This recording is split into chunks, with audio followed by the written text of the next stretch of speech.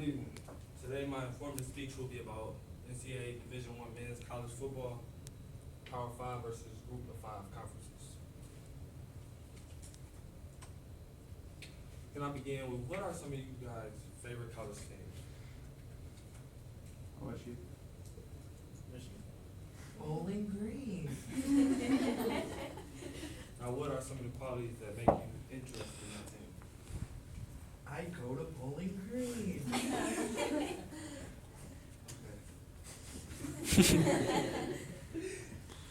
All right. The central idea is the Power 5. No, I'm sorry. Now, what if I told you that large and medium universities spend over $1 million on their football teams?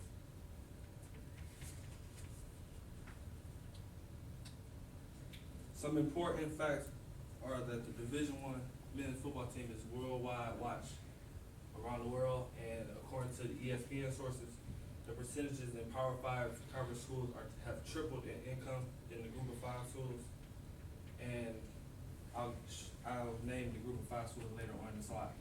The smaller conferences like us at Bowling Green, we usually tend to feed on student fees and tuition to further advance our athletic programs.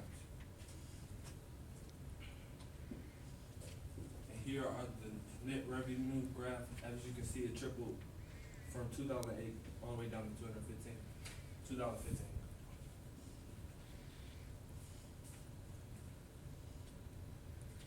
The NCAA Division I, in return, smaller conferences, in the NCAA Division I football programs, they also generate most of our money due to revenue from TV networks, advertisement, and ticket sales. Now about to name the Power 5 conferences. The Power 5 conferences are the highest level of collegiate football in America, are regarded to have the best teams, and they have actually higher tuitions for their students. Team examples are like Ohio State, University of Alabama, Clemson University, and they usually have larger stadiums and better recruiting than 85 scholarship member limit. And here are the logos: Big Ten, the Atlantic Coast Conference, the Southeastern Conference, and the Pac-12 and the Big 12 Conference.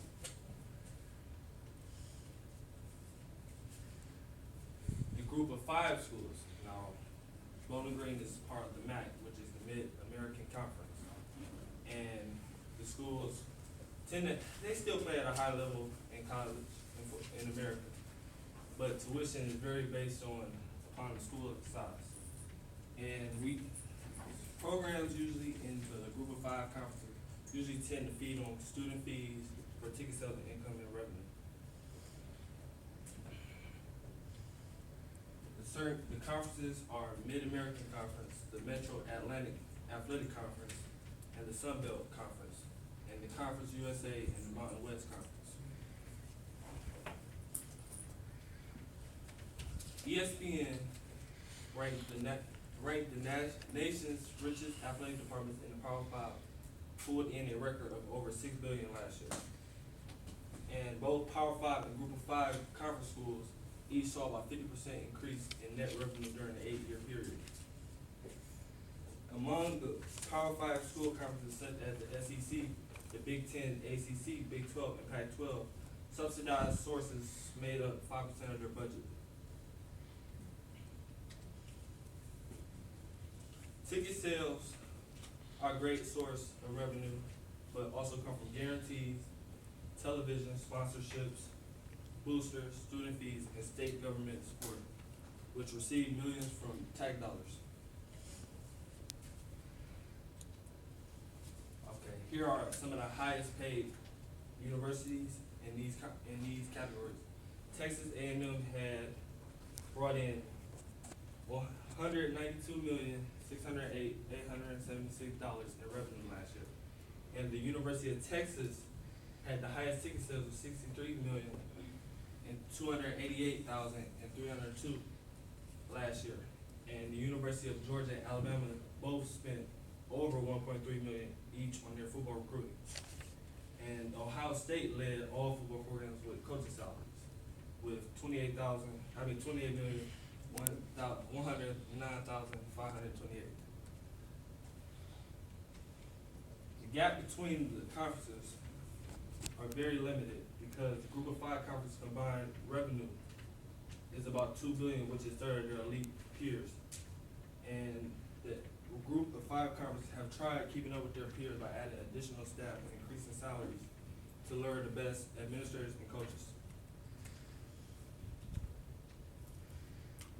Here are some of the student effects in the Group of Five conference schools. Some successful collegiate athletic programs can weaken academic integration for college students. Student fees are raised but have free admission to all athletic events. Tuition is raised to keep up with the bigger school football programs. And here are the schools in Ohio and how their student fees go toward athletics. As you can see, Bowling Green is at $14,316,811. I had a video, but I'm kind of short on time. So. In conclusion, with all the money from the student fees and ticket sales going to football athletics, this can go towards renovations for college campuses.